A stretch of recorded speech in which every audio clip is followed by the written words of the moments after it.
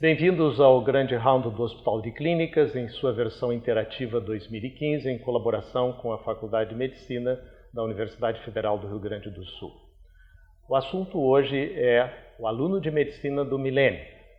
Existe um grande apelo atualmente em relação à informação, à distribuição da informação nos temas médicos. O acesso que os alunos têm a essa informação foi muito facilitado através da tecnologia, mas aspectos críticos têm que ser avaliados com relação a como educar o novo aluno do milênio.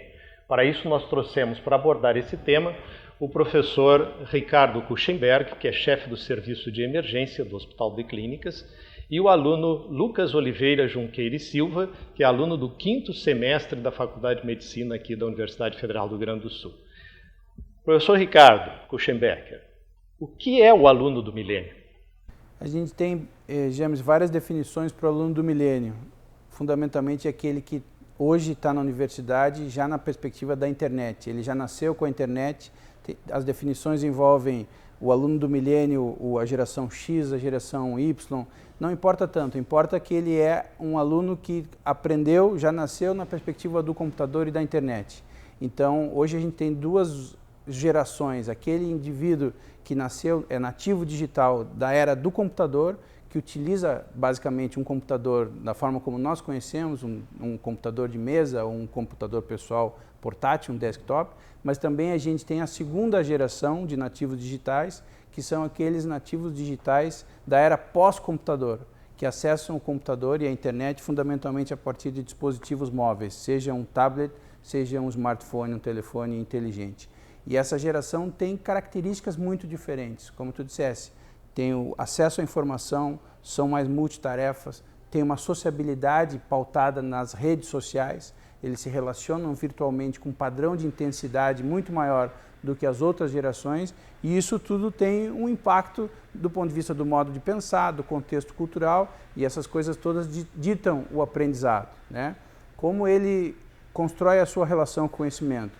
Hoje, cursos eminentemente providos em plataformas digitais, como a Khan Academy, como Coursera ou outros, disponibilizam cursos para milhões de pessoas e eles buscam ativamente essas plataformas, YouTube e outras, para complementarmente construir o seu repertório de conhecimentos. Isso significa que o aluno ingressa no universo da medicina de uma maneira virtual.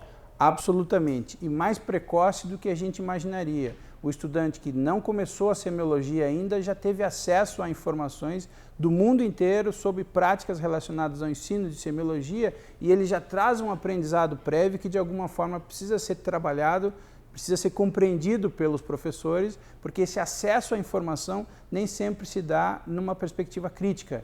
Qual é a informação que eu posso tirar dessa multiplicidade de plataformas? Que informação crítica eu posso trazer para conduzir e balizar minha conduta clínica? E aí entra nosso papel no sentido de alguma atividade de tutoria, trazer para o mundo real, trazer para experiências práticas, trazer para um contexto onde eu tenho que avaliar criticamente essa informação.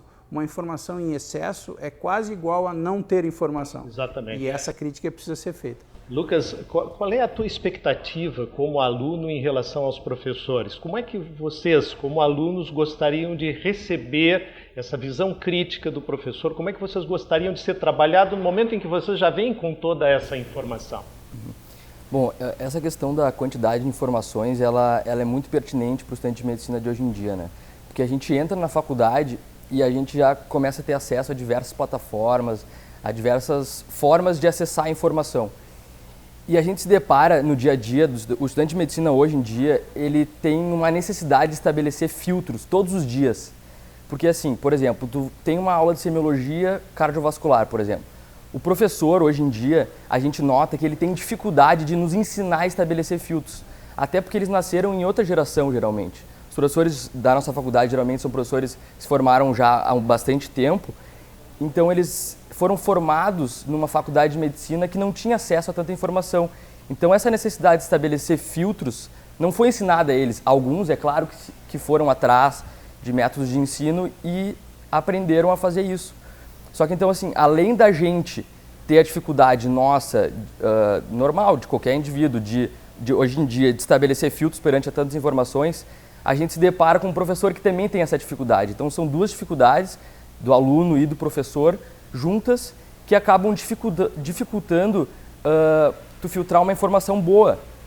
Porque hoje em dia, assim, até para conversar com os pacientes, a gente tem dificuldade no sentido de estabelecer um filtro naquilo que o paciente nos traz.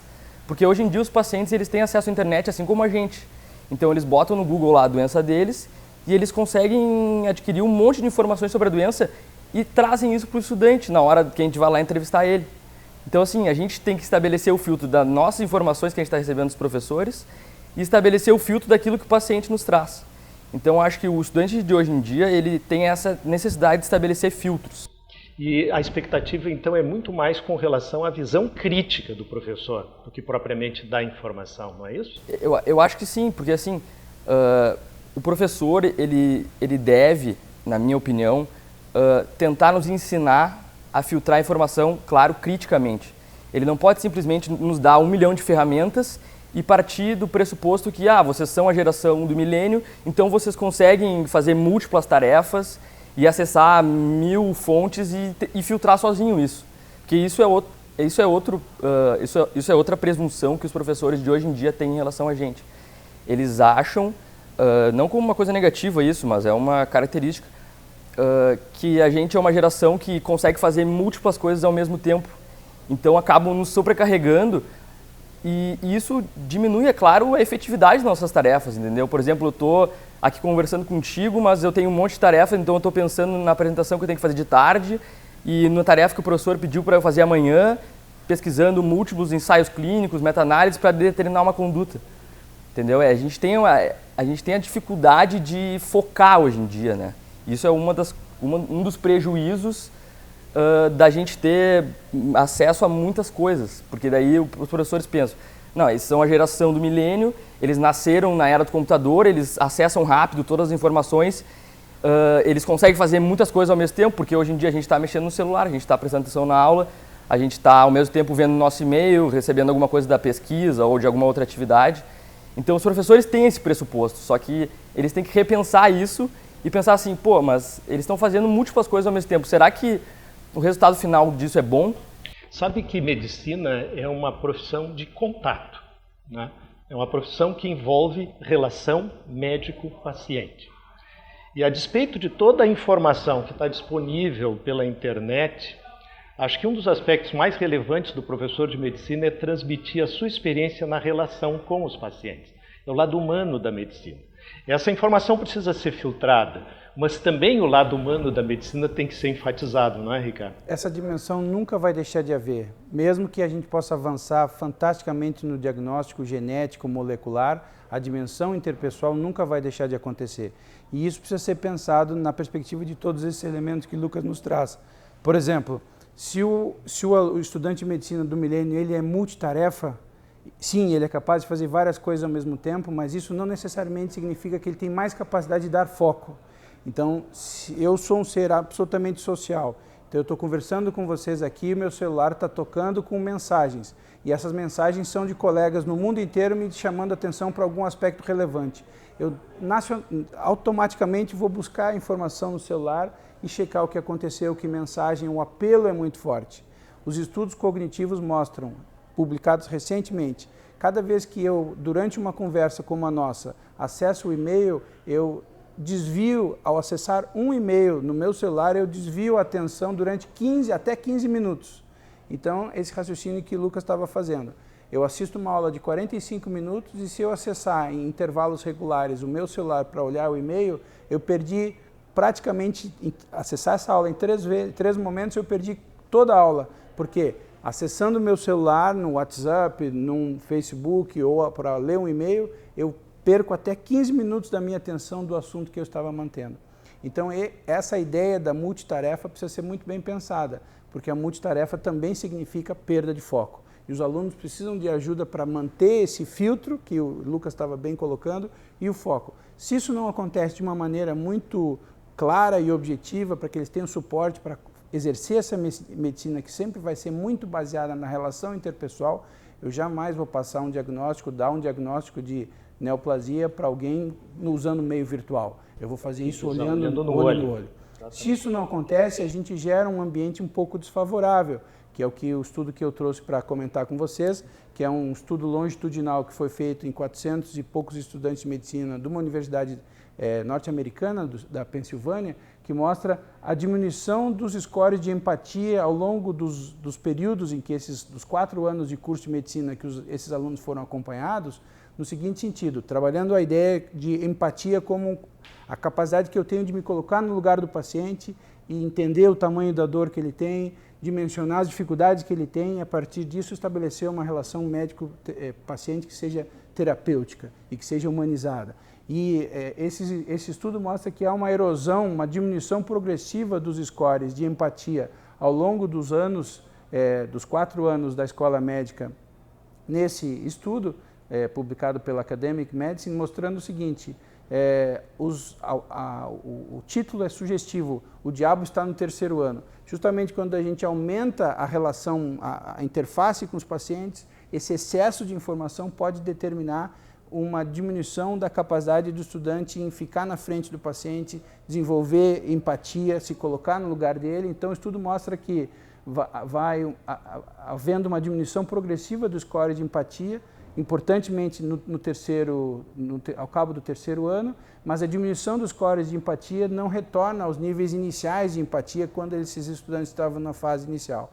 Essa diminuição dos scores acontece mais frequentemente nos estudantes homens do que nas mulheres, e mais naqueles estudantes que optam por uma área tecnológica, área de imagem, imaginologia, por exemplo, uma área cirúrgica. Então esses elementos todos nos fazem pensar o quanto esse estudante de medicina do milênio também precisa de uma ajuda nessa perspectiva de manter o foco, manter a capacidade de estabelecer filtros, mas seguir orientado numa prática que sempre vai ser baseada numa relação interpessoal.